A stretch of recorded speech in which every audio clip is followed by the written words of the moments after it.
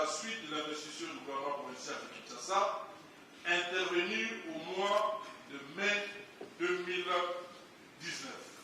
Pour rappel, cette feuille de route prévoit la publication des édits au journal officiel, l'inventaire de tous les services publics et régis de la ville de Kinshasa, la création du comité de pilotage de la réforme de l'administration urbaine, l'identification des agents, l'attribution de numéros matricules, l'octroi des cartes de services biométriques, la mise en œuvre de la politique salariale.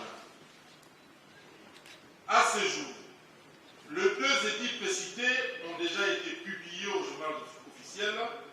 Cependant, à la suite de certaines contraintes, votre gouvernement a dû reprendre le processus de cette réforme. Une mission de contrôle des services et régies provinciaux est en cours. En ce qui concerne les comités de pilotage de cette réforme, un arrêté sera pris incessamment. Toutes ces activités vont s'échelonner tout au long de l'année 2020. S'agissant de la mise en œuvre du plan directeur de transport de la ville de Kinshasa, PDTK en sigle, celui-ci est évalué à 32 milliards de dollars à l'horizon 2040 et sera financé notamment par des partenaires techniques, le gouvernement de la République, le gouvernement provincial de Kinshasa. Ces fléaux qui gangrènent les rues et quartiers de Kinshasa en vue de son éradication à travers l'organisation des forums des quartiers en impliquant la population, la réalisation des émissions radio-télévisées pour sensibiliser les jeunes sur les bienfaits de ces pratiques, la formation professionnelle de ces jeunes en vue de les rendre utiles à la société avec au préalable la phase fonctionnelle des centres de désintoxication et des suivis psychologiques. Les mesures actives des bouclages ciblés sur base de la cartographie sécuritaire de la ville, les arrestations, les démantèlements des réseaux, l'organisation des patrouilles ainsi que l'appui de la police en équipement pour plus d'efficacité dans ces actions. L'organisation des audiences foraines, à la question relative à la construction de commissariats des polices, il est à noter que celle-ci n'a pas été prise en compte dans le cadre du présent budget, mais il est prévu dans la tranche 2021 du plan d'action prioritaire. Par contre, pour résoudre le problème relatif au déploiement des camions de sapeurs-pompiers dans les communes, il y a lieu de faire remarquer que ces dernières, ne disposant pas d'infrastructures appropriées, cette question est traitée de manière globale et intégrée. Entre-temps, pour pallier à cette situation, une caserne est en construction sur le site type K et il est prévu la construction de 4 autres casernes dans les zones géographiques de Kinshasa, si après, Tchangou, Moamba, Funa et Lokunga. Par ailleurs, un projet d'édit vous sera bientôt soumis pour redynamiser le secteur. Dans le domaine des finances, les honorables Ida Moutara, Mwabi Tumba, Mbo Kazala, Isombe, Sakou Kalimasi, Nembalemba Liza, Roger Dumouala, Magloire Kabemba et Joseph Mabungeni ont tour à tour formulé les questions suivantes. Pourquoi les exécutifs provinciaux ne créent-ils pas une banque propre à la ville de Kinshasa en lieu et place d'une microfinance? Pourquoi la dotation de l'Assemblée provinciale de Kinshasa n'a-t-elle pas été indexée? Pourquoi le gouvernement provincial de Kinshasa ne propose-t-il pas une liste des projets d'investissement à la caisse de préoccupation pour corriger les déséquilibres? Pourquoi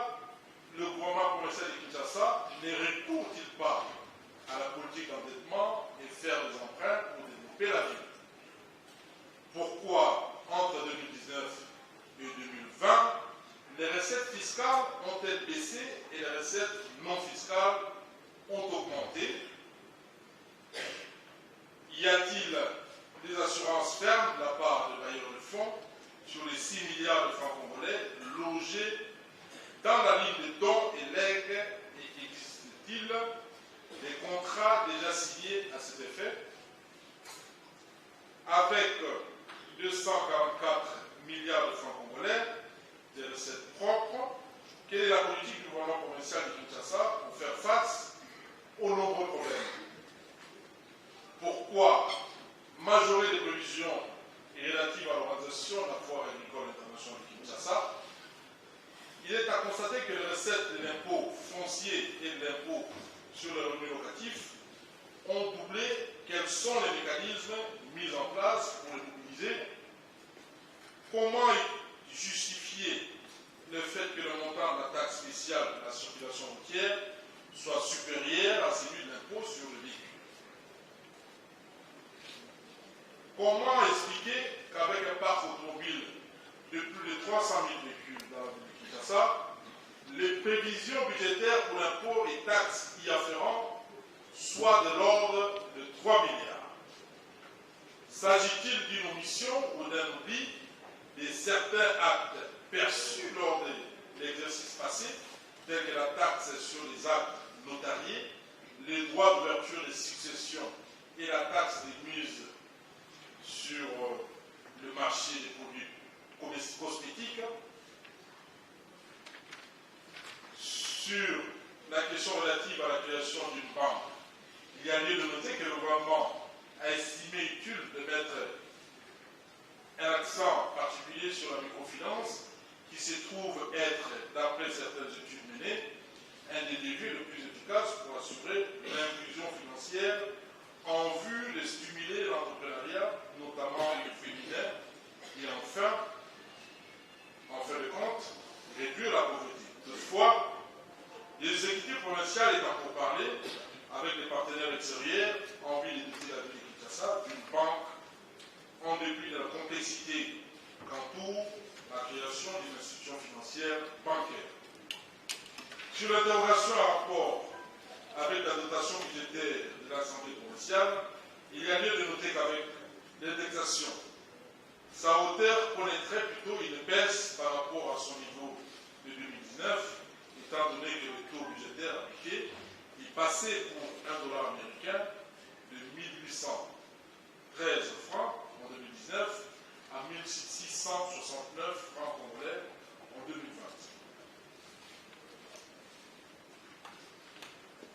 Cette option traduit la volonté de notre gouvernement à offrir à l'Assemblée provinciale de meilleures conditions de travail pour un rendement de qualité, en dépit des moyens limités dont il dispose face à d'innombrables besoins, comme l'ont exprimé les honorables députés plus haut cités. Les recours à la caisse des allocations serait idéal. Cependant, cette caisse n'étant pas encore opérationnelle, il est préférable d'attendre qu'elle devienne effective avant d'envisager toute initiative telle qu'elle proposée par l'honorable Mbo Kaza. S'agissant du recours aux emprunts pour développer la ville de Kinshasa, les niveaux d'endettement actuels hérités de nos prédécesseurs ainsi que les conséquences qui s'en ont résulté nous recommandent de faire preuve de beaucoup de prudence afin d'éviter tout étranglement financier. En ce qui concerne la baisse des recettes fiscales observée en 2020 par rapport à leur niveau de 2019, celle-ci est essentiellement imputable à la non-prise en compte des avis des mises en recouvrement AMER en sigle dans les prévisions 2020. Cela résulte d'une correction consécutive à la recommandation de la Commission économico-financière de l'Assemblée provinciale de Kinshasa lors des travaux budgétaires des exercices antérieurs. Cette recommandation a également été appuyée par la Cour des comptes pour la simple raison que ces avis de mise en recouvrement ne sont pas des actes générateurs de recettes. Au regard de l'ordonnance loi fixant la nomenclature des impôts droits, taxes et redevances de la province et de l'entité territoriale décentralisée, ainsi que les modalités de leur répartition. Cependant, il y a lieu de signaler que les montants de ces avis cristallisés figurent dans la rubrique du solde débiteur repris dans les documents annexes explicatifs en votre possession. Pour ce qui est des 6 milliards de francs congolais évoqués par l'honorable Lisa Dembalemba, il s'agit d'un don accordé par l'Agence française de développement en vue de financer les projets Topetola destinés à assainir les quartiers Nanou dans la commune de l'Unité et les quartiers abattoirs de Salongo dans la commune de Massina.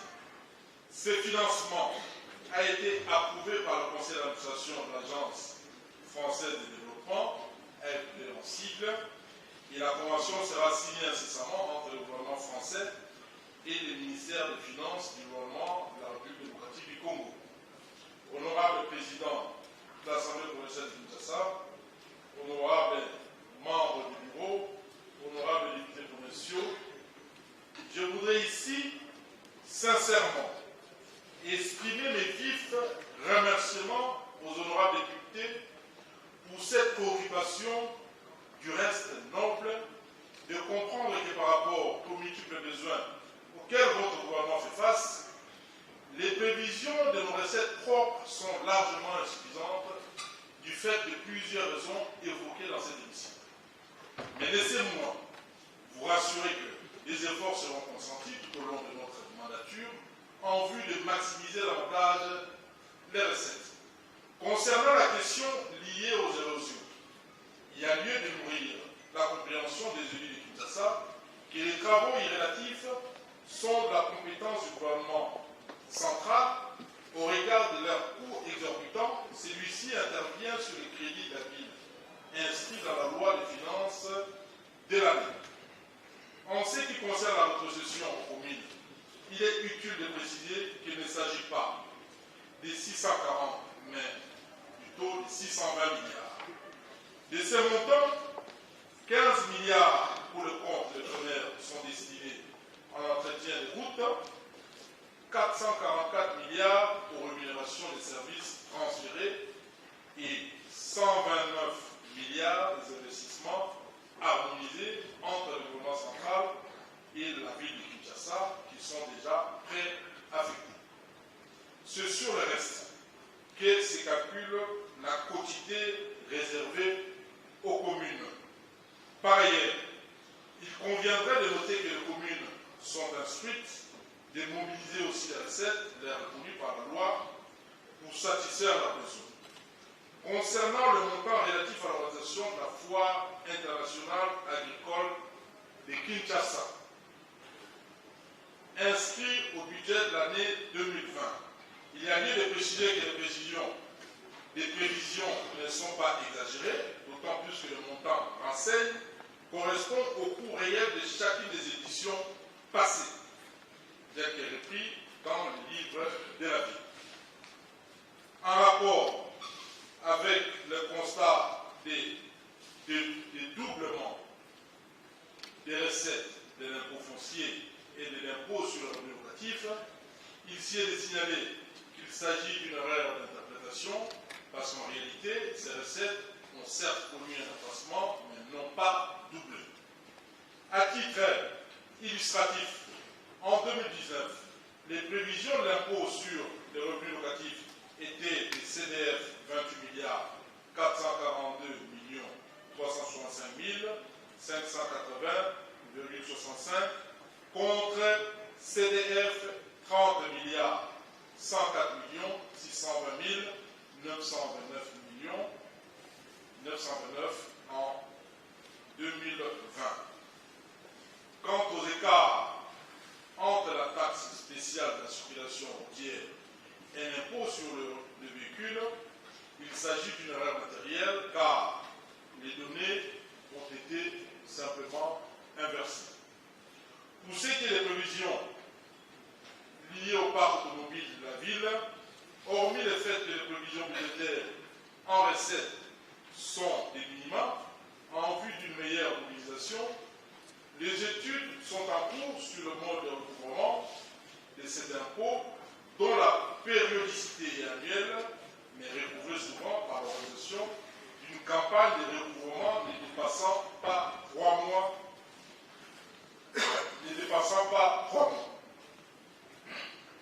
Notons qu'aucune campagne de vignettes n'a dépassé 20 000 vignettes vendues. Or, les prévisions 2020 pour 69 130 véhicules. S'agissant des faibles prévisions du gisement foncier de la ville de Kinshasa, les facteurs explicatifs sont notamment l'incivisme fiscal dans les chefs des personnes physiques, l'absence d'un répertoire fiable des assujettis. À cet effet, votre gouvernement est à pied d'œuvre avec les partenaires au sujet de la cartographie foncière basée sur de nouvelles technologies et digitalisation en vue d'élargir l'assiette. Aussi, une étude minutieuse est en train d'être menée pour révisiter l'arrêté fixant les taux et déterminant les catégories de rang. En rapport avec l'émission de certains actes générateurs de recettes, je vous rassure que ces actes ont été pris en compte dans le cadre du projet d'équipe budgétaire. Ils sont repris dans les fiches de recettes en votre possession. Honorable Président de l'Assemblée provinciale de Kinshasa, honorable membre du bureau, honorable député, après avoir abordé les aspects en rapport avec la gouvernance ainsi que les finances, je m'en vais à présent me présentir sur les questions soulevées par les honorables Ida Moutara, Rifin Bayamoudila, Nelly Tsatsa, en rapport avec le secteur de l'environnement. À ce sujet, les honorables députés s'interrogent sur 1. La conduite de la politique de la salubrité, 2. L'existence d'un plan directeur d'assainissement, 3. Le sort de la décharge finale des méthanisés. S'agissant de la politique de la salubrité, je vous informe qu'elle est conduite par les ministres provinciaux en charge de l'environnement, sous mon autorité, conformément aux dispositions de la loi sur la libre administration des provinces, tandis que la coordination Kinshasa-Bopeto est une structure d'impulsion et d'accompagnement de cette vision salvatrice pour redorer l'image ternie de notre ville. C'est ici, pour moi, l'occasion de fixer les honorables députés qu'il n'existe nullement un quelconque télescopage entre les services de la ville de Kinshasa qui fonctionnent conformément aux attributions les reconnues par les textes réglementaires à la matière. Sur l'existence d'un plan directeur d'assainissement, je note qu'à ce jour, qu'il n'en existe pas, mais les crédits budgétaires sont alignés en vue de son élaboration. Pour ce qui est de la décharge des Miteni, une ligne budgétaire est prévue pour identifier et sécuriser les sites où sera installée cette décharge. En attendant, les études techniques plus approfondies à mener incessamment pour sa construction.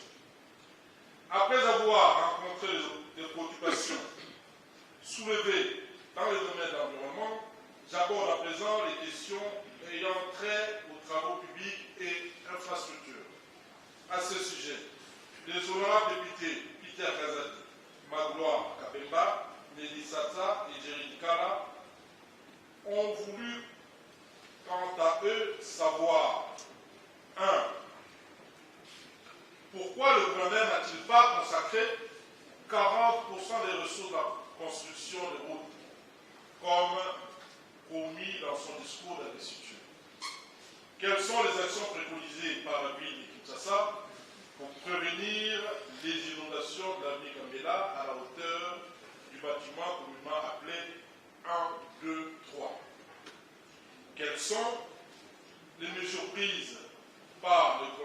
commerciale de Kinshasa pour le suivi des constructions des infrastructures dans la ville de Kinshasa. Est-ce que le gouvernement provincial de Kinshasa prévoit la construction de la route Pompage-Dobosco? Pourquoi le gouvernement provincial de Kinshasa ne met-il pas en place une structure permanente de curage de la rivière Kalam? Sur la question en rapport avec le pourcentage de ressources à allouer aux infrastructures, il y a lieu de relever que le budget de l'exercice 2020 prévoit d'importants crédits pour ces secteurs.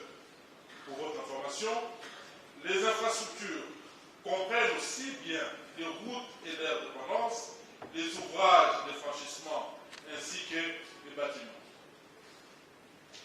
Pour compte fait, les crédits cumulatifs alloués à ces secteurs se situent au-delà des 40% des dépenses en capital.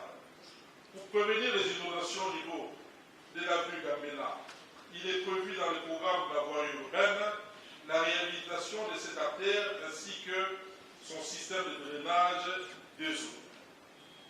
S'agissant des mesures prises par le gouvernement provincial pour le suivi des infrastructures routières construites ou en construction dans la ville de Kinshasa, ici est de rappeler qu'il y a des routes qui relèvent du pouvoir central et d'autres de la compétence de la province de Kinshasa. Mais la gestion de ces infrastructures reste jusqu'à ce jour assurée par l'Office de voirie et de drainage ainsi que l'Office de route, qui sont des établissements publics à caractère technique relevant du pouvoir central. Cette gestion des routes par ces établissements met la ville en difficulté pour assurer le suivi, évoqué si haut, car n'ayant aucune ascendance sur ces services. Nous pensons qu'il serait de bonne loi d'accélérer la réforme du secteur routier qui passe notamment par le démembrement de ces services. En attendant la mise en œuvre de cette réforme, le ministère provincial en charge des travaux publics est doté d'une cellule de travaux publics qui a pour mission de régler les questions en rapport avec les études, la planification, les interventions et le suivi de l'exécution des travaux dans la ville de Kinshasa. En ce qui concerne la création d'une structure permanente de curage de la rivière Kalamou, il y a lieu de préciser que le curage est une activité périodique et la création d'un service permanent dédié à cette tâche s'avérerait très onéreuse pour la ville de Kinshasa. À cet effet, un programme de curage des rivières, collecteurs et des caniveaux est en cours d'exécution et les résultats sont déjà palpables. Pour terminer, je m'en vais aborder les préoccupations liées au secteur d'ordre social soulevées par les honorables députés Ida Moutara, Mbo Kazala, Lisa Nembaleba, Osé Balibanga, Damien Koufi, Magloire Kabemba. Et ces débats continuent au niveau de la commission. Mais je voudrais donner ces précisions pour qu'on comprenne. Et l'honorable Magloire le sait pertinemment bien, qu'un service public n'est pas un établissement. Si nous nous enfermons dans cette compréhension-là, cela voudrait dire que le jour où il y aura des établissements publics et des entreprises publiques, donc nous ne pouvons pas les contrôler. Je vois l'honorable Peter qui est en train de me suivre avec beaucoup d'attention. Donc on arrête ces débats-là au stade actuel. La question n'est pas que politique comme le gouverneur l'a dit. Elle est même juridique. Parce que si nous restons dans la logique de notre article 2, c'est-à-dire que les jours où il y aura des établissements publics, nous ne pouvons pas les contrôler. Donc le débat va continuer au niveau de la commission. Honorables députés, chers collègues, après la réplique de monsieur le gouverneur, pouvons-nous déclarer pour l'inondation, il y a érosion. Surtout côté à nord, côté il y a Mongafula, côté à Bambanzalemba, côté à Baselembao, l'érosion est moins mingi. L'érosion est salami pour la nini. Parce que la zone où il y a battu sur des pentes collinaires, moi, Bangumba, végétation, il y a végétation, batungi. Conséquence, nature, ils vont reprendre place. Et non, il ne fallait pas botonga. Et puis, bateau, oh, batungi, sur l'hôtel Malambo, et il faut que le permis à reconstruire. Attends, on a permis, on ne sait pas par quelle magie, parce qu'il ne fallait pas permis à construire, mais c'est quoi, il faut tout ça. Il y a une zone non édificante. Tout le monde a travaillé, d'arrache-pied, dans le gouvernement central, tout il y a qu'à régler le problème. Parce que comme problème structurel, les alliés d'ordre structurel, et donc au moi, moi et Belé, il faut tout ça dans le gouvernement central. Alors, pour le il y a l'érosion.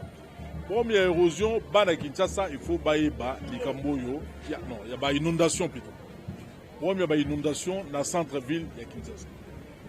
Immeuble et belé, tongi yango na ouvrage de drainage, collecteur, où ils allaient comme maï et que le bois maï dans fleuve, bato batongi, bango baza kozwa mbongo, biso makona maï mikolo nyonso.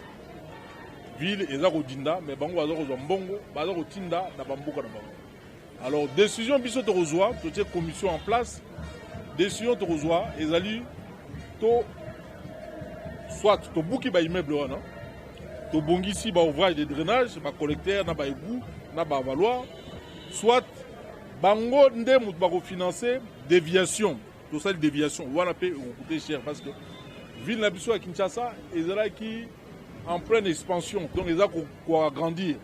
En même temps, ba ouvrage to zali nango depuis le 20e siècle wa, biso moko to buki ba to belé ba buki on ba dongolo misu. Babuki on a le koso mbongo, bango baza kozwa mbongo, population makola mai. Donc il faut tout régler le problème parce que jusqu'en 2005, 2006, 2007, makama ba inondation, ils ont quitté. Le lot to komi ata mbula moko ya 30 minutes. Et à 20 minutes centre-ville de Kinshasa et tondi mai.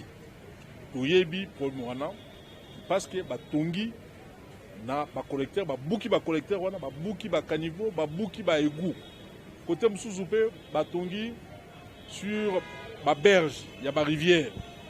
Donc ma rivière est condi et celle en entonnoir. Maï et Zako Zongi la biso, et Zoko Téléphone na Bandaku, et Zako Zongi la biso na Balabala. Donc ma premier moment, tout le temps la Nengenini, tout relié. Mais nous devons prendre des décisions qui seront sûrement impopulaires. Mais il faut régler les problèmes où tout ça dans et il y a inondation, et il y a érosion. Sinon, ceux qui sont allés en les lotés, lobby Mboka Mobimba Kinshasa, du nord au sud, de l'est à l'ouest, Mboka Mobimba et Rotonda, la érosion. La base de Kinshasa, Balingi, Bongote, Balingi, Tozoa, situation à bras le corps, pour tout, la décision, Oyo et Koki, au Longolabiso, dans la situation où il y a Son et il y a Mawa. Merci. Honorable Président, je voulais soulever le point concernant les experts, puisque c'est une question que l'honorable Magloire a soulevée. Je suis désolée parce que normalement c'est un sujet qu'on aurait préféré en parler peut-être entre nous, mais comme il pose la question, je crois qu'il serait utile quand même d'y apporter une réponse. J'aimerais dire que, de un, quand nous avons parlé avec la DG de la DGRK, elle a dû recourir à ces experts-là, justement parce que les anciens gestionnaires de la DGRK avaient placé leur gens à eux. Et il se faisait que, jusqu'à ce qu'elle fasse la mise en place de ces experts, il y avait tous ces gestionnaires-là qui étaient occupés à percevoir de l'argent. Ils seront poursuivis si les faits sont établis. Honorable Président, je reviens sur mes propos, la recommandation que j'avais faite l'autre fois. J'avais dit qu'il fallait que toutes ces personnes qui ont géré au niveau de la DGRK soit aussi poursuivi, honorable président. Nous allons le faire. On va prendre La DGRK est dans une situation difficile aujourd'hui. Pourquoi? Il y a des prédécesseurs, il y a des gens qui ont été là, qui ont mis la DGRK dans une situation difficile. Et 4 mois, la DG s'installe, elle prend le passif et l'actif, il n'y a pas de souci. Mais nous avons fait notre travail, hormis tous ces détails-là sur lesquels nous ne voulons pas entrer, puisque nous sommes allés au niveau de la DGRK pour trouver une solution pour la population. Alors, il ne faudrait pas qu'on nous emmène dans des détails, puisque, je le dis et le redis, il y a des anciens de la DGRK qui avaient leur gens à eux dans les ports, qui percevaient encore certains montants, Président. Et c'était versé sur quel compte? Président, nous n'allons pas entrer dans tous les détails ici. Je le verrai au niveau de votre bureau. Merci. Pour compléter certaines informations, mais restons focalisés pour apporter une solution pour les agents de la DGRK. Le président a déjà résumé ici en disant que nous avons pu obtenir qu'il y ait un échéancier par rapport à leurs arriérés. Nous avons pu, parce qu'il y avait un sérieux problème de communication, nous avons pu emmener, ne fût-ce qu'il y ait déjà un échange entre le DG et les agents. Et nous sommes encore disposés, Président, nous sommes restés des fois dans cette salle jusqu'à 19h-20h pour faire ce travail que nous avons abattu. Donc, honorable Président, j'aimerais emmener un éclaircissement concernant ces experts. Ces experts, déjà, qui ont été... elle a dû recourir à des experts en externe. Donc, ils ne sont déjà pas engagés ou quoi, ils ont des ordres de mission. Mais, honorable Président, moi, je reviens sur ma recommandation que j'ai faite l'autre fois. Il est impossible que des personnes ont eu à gérer aussi cette même DGRK, sont là assez paisiblement dans la ville de Kinshasa. Ils sont tranquilles. Voilà la recommandation que j'avais à faire et l'éclaircissement que je voulais faire concernant les experts. J'ai dit. Merci beaucoup. En fait, je vois maintenant que cette interpellation est très utile pour nous. C'est vrai que la DG